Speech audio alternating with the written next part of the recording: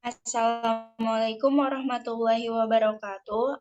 Sebelumnya saya ucapkan terima kasih kepada Bapak Ahmad Fahru Rozi, ZSSSI, MSc selaku dosen ilmu biomedik dasar yang sudah memberikan kesempatan kepada kelompok kami untuk mempresentasikan hasil dari diskusi kami. Kami dari kelompok 4 yang terdiri dari Alia Rahmawabita, Atika Putri Nafisah, Diana Permatasari, Elisa Wulandari, Gina Fitria, Nia Putri Nurrahmati, dan saya sendiri selaku moderator, dan saya sendiri Meita Putri Nurrahman selaku moderator dari kelompok 4 akan mempresentasikan materi kami yang berjudul Hormon dan Pengaturan Hormonal dalam Metabolisme. Berikut beberapa uraian materi yang akan disampaikan dari kelompok kami. Yang pertama, pengertian hormon dalam metabolisme. Yang kedua, ciri-ciri hormon. Yang ketiga, fungsi hormon. Yang keempat, hormon insulin, beserta mekanisme kerja hormonnya dan pengaturan hormon metabolisme oleh hormon. Yang kelima, hormon glukagon. Yang keenam, hormon tiroid. Yang ketujuh, hormon epinefrin. Yang kedelapan, hormon glukokortikoid. Yang kesembilan, hormon estrogen. Penjelasan pertama yang akan disampaikan oleh Alia Rahmawabita, saya persilahkan. Baik, terima kasih sebelumnya kepada moderator yang telah memberikan saya kesempatan untuk menjelaskan mengenai pengertian hormon dalam metabolisme. Sebelumnya, perkenalkan nama saya Alia Rahmawabita dengan nomor NIM P37320122002. Di sini hormon ialah suatu zat yang dibentuk oleh bagian tubuh tertentu dengan jumlah kecil dan dibawa ke jaringan tubuh lainnya. Keberadaan hormon sangat mempengaruhi aktivitas sel-sel tubuh. Hormon diproduksi oleh otak, tepatnya pada bagian hipotalamus dan hipofisis ataupun di luar otak, reproduksi dan adrenal. Nantinya, organ-organ tersebut mengeluarkan hormon dengan tujuan di mana hormon tersebut bekerja melalui pembuluh darah. Lalu berikutnya adalah ciri-ciri hormon. Ciri-ciri hormon yang pertama adalah diproduksi dan disekresikan ke dalam darah oleh sel kelenjar endotelium darah menuju ke sel atau jaringan target. Yang ketiga, mengadakan interaksi dengan reseptor khusus yang terdapat dalam sel target. Lalu yang keempat, mempunyai pengaruh mengaktifkan enzim khusus. Yang kelima, mempunyai pengaruh tidak hanya terhadap satu sel target, tetapi dapat juga mempengaruhi beberapa sel target berlainan. Izin melanjutkan, perkenalkan nama saya Tika Putri Nafisa, nomor urut 6. Fungsi hormon. Yang pertama, mempengaruhi dalam metabolisme glukosa, protein, dan lemak pada seluruh tubuh. Yang kedua, mengendalikan tekanan darah. Yang ketiga, merangsang dalam pembentukan sel darah merah. Yang keempat, mengendalikan dalam perkembangan ciri seksual dan sistem reproduksi. Yang kelima, mengendalikan pembentukan dan pelepasan hormon oleh korteks adrenal. Yang keenam, merangsang pembentukan dan pelepasan dari kelenjar tiroid. Yang ketujuh, mempertahankan homeostatis atau keseimbangan keadaan tubuh dengan lingkungan. Pengaturan metabolisme oleh hormon. Yang pertama, hormon insulin. Insulin merupakan sebuah hormon yang dihasilkan oleh sel beta pankreas. Sifat hormon ini adalah anabolik atau membangun. Hormon insulin diproduksi apabila konsentrasi atau kadar gula dalam darah, lemak, gula, asam amino mengalami peningkatan. Fungsi dari hormon insulin yakni menurunkan kadar gula darah, asam amino, dan asam lemak bebas, serta membantu dalam proses penyimpanan. Keberadaan hormon insulin membantu sel-sel tubuh manusia untuk dapat menggunakan gula sebagai sumber energi utama.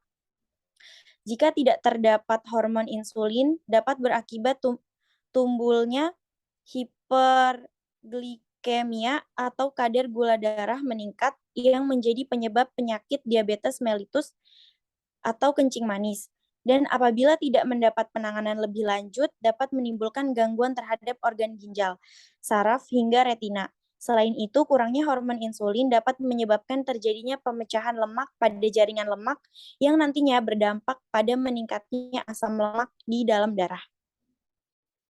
Izin melanjutkan, perkenalkan nama saya Diana Permatasari, nomor urut 14. Saya akan menjelaskan tentang mekanisme kerja hormon insulin. Mekanisme kerja dari insulin adalah memindahkan glukosa darah masuk ke dalam sel melalui membran plasma. Glukosa tidak dapat langsung menetralkan sel atau masuk ke dalam sel sehingga memerlukan transporter untuk glukosa, kecuali jaringan yang memerlukan secara kontinu asupan glukosa seperti otak, hati. Insulin membantu mengontrol kadar gula darah atau glukosa dalam tubuh. Caranya dengan memberi sinyal pada sel lemak, otot, dan hati untuk mengambil glukosa dari darah dan mengubahnya menjadi glikogen atau gula otot di sel otot, trigliserida di sel lemak, dan keduanya di sel hati. Yang kedua ada hormon glukagon. Hormon glukagon merupakan hormon yang berperan dalam metabolisme dan pengaturan gula darah. Bedanya, glukagon dihasilkan oleh sel alfa pankreas dan fungsinya menjaga agar gula darah tidak menurun terlalu rendah. Jika Anda tidak makan dalam waktu lama, tubuh Anda akan kehabisan glukosa yang menjadi sumber energi utama. Hormon glukagon merespon ini dengan mengubah glikogen kembali menjadi glukosa. Dengan begitu, tubuh Anda akan kembali memiliki energi apabila glikogen mulai habis. Hormon glukagon akan membantu tubuh mengubah asam amino menjadi glukosa melalui proses gluconeogenesis. Selain membentuk glukosa, hormon ini membantu pemecahan jaringan lemak untuk menjadikannya energi. Baik, yang selanjutnya, mekanisme kerja hormon glukagon. Mekanisme kerja hormon glukagon bekerja terutama di hati. Tempat hormon ini menimbulkan berbagai efek pada metabolisme karbohidrat, lemak, dan protein, yaitu efek pada karbohidrat mengakibatkan peningkatan pembentukan dan pengeluaran glukosa oleh hati, sehingga terjadi peningkatan kadar glukosa darah. Yang selanjutnya, 3. Hormon tiroid merupakan sebuah hormon yang diproduksi oleh kelenjar tiroid atau kelenjar yang terlihat seperti kupu-kupu di bagian tengah leher bagian depan. Hormon ini berfungsi dalam meningkatkan metabolisme basal serta mempengaruhi sintesis protein. Tidak hanya itu saja, beberapa fungsi lain dari hormon tiroid yakni 1. Melakukan kontrol pada proses pembakaran kalori yang dilakukan oleh tubuh. Kontrol metabolisme tersebut berdampak pada kenaikan atau penurunan berat badan seseorang. Yang kedua, membantu irama detak jantung dan tekanan darah. Dan yang ketiga, mengontrol kecepatan pengolahan makanan pada sistem pencernaan. Baik, izin melanjutkan. Saya Gina Fitria, nomor urut 20. Fungsi dari hormon tiroid yang keempat yaitu menurunkan atau menaikkan suhu tubuh. Yang kelima, membantu proses pertumbuhan pada anak-anak. Keenam, mengontrol kecepatan tubuh dalam reproduksi sel. Ketujuh, mengaktifkan sistem saraf dalam meningkatkan daya fokus dan kecepatan refleks tubuh. Kedelapan, mengoptimalkan pertumbuhan otak pada anak-anak. Agar dapat bekerja secara optimal, hormon tiroid memerlukan stimulus yang berasal dari kelenjar yang terdapat pada otak. Ini memproduksi, menyimpan, dan melepaskan hormon tiroid stimulating hormone, yakni pemicu produksi hormon tiroid. Selanjutnya, mekanisme kerja hormon tiroid. Mekanisme kerja pada hormon tiroid yaitu tampak bekerja dengan cara umpan balik negatif pada hipotalamus untuk menurunkan pelepasan TRH lebih lanjut, dan PEG-10-10 pada hipofisis untuk menurunkan pelepasan TSH. TSH juga dapat bekerja pada hipotalamus untuk menurunkan pelepasan TRH lebih lanjut. Baik, izin melanjutkan. Yang keempat ada epinefrin. Epinefrin merupakan hormon yang diproduksi oleh kelenjar adrenal bagian tengah, dan sel saraf tertentu.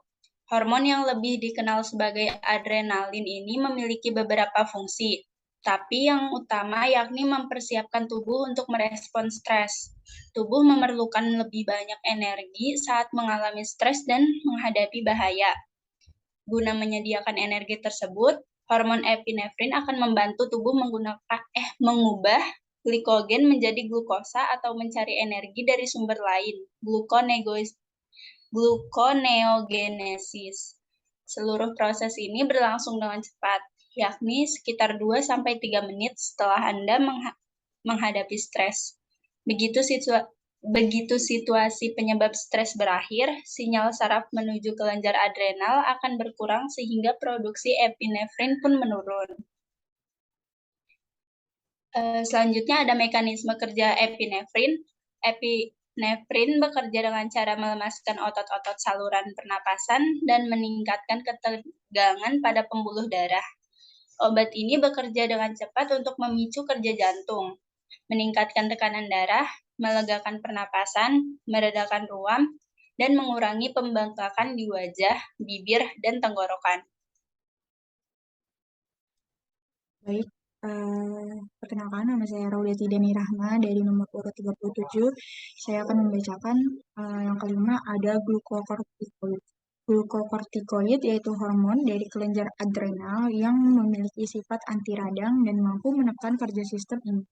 Selain fungsi tersebut, glukokortikoid juga berperan dalam metabolisme sistem kardiovaskular dan pembentukan perilaku. Saat tubuh berada pada kondisi puasa, hormon ini akan merangsang beberapa proses untuk menjaga kadar glukosa darah tetap. Cara kerja utamanya ialah dengan merangsang pembentukan glukosa dari asam amino atau lemak. Hormon glukokortikoid juga menghambat penggunaan glukosa oleh jaringan lemak dan otot sehingga tubuh dapat menghemat glukosa. Untuk menjaga ketersediaan energi, hormon ini juga membantu memecah jaringan lemak menjadi asam lemak. Selanjutnya ada mekanisme kerja glukokortikoid. Mekanisme kerja glukokortikoid yaitu bekerja dengan memodulasi ekspresi gen. Glukokortikoid mencapai ini dengan mengikat reseptor di sitosol yang dikenal sebagai reseptor glukokortikoid atau GR. Baik, perkenalkan nama saya Reka Damayanti, dari nomor urut 38. Di sini saya akan menjelaskan estrogen. Estrogen mempunyai peran penting dalam berbagai sistem tubuh. Pada metabolisme, hormon ini setidaknya berpengaruh terhadap asupan makanan, sensitivitas, insulin, berat badan, komposisi tubuh, peradangan, dan pemecahan lemak. Wanita menopause tidak lagi memproduksi banyak estrogen dari ovariumnya. Sebagai gantinya, mereka menghasilkan estrogen dari jaringan lemak. Kondisi ini pada akhirnya dapat menambah jumlah lemak tubuh dan menyebabkan kenaikan berat badan. Saat level estrogen rendah, tubuh juga tidak mampu memanfaatkan glukosa dan fatty serat dengan baik. Lagi-lagi, dampaknya yaitu jaringan lemak yang bertambah dan berat badan yang sulit turun. Oke, lanjut. Di sini saya menjelaskan mekanisme kerja estrogen. Estrogen bekerja primer untuk membantu pengetahuan hormon releasing faktor di hipotalamus, membantu pertumbuhan dan pematangan dari ovum di dalam ovarium dan merangsang perkembangan endometrium.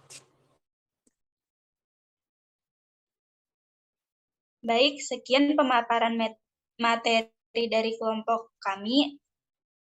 Kurang lebihnya mohon maaf. Terima kasih. Wassalamualaikum warahmatullahi wabarakatuh.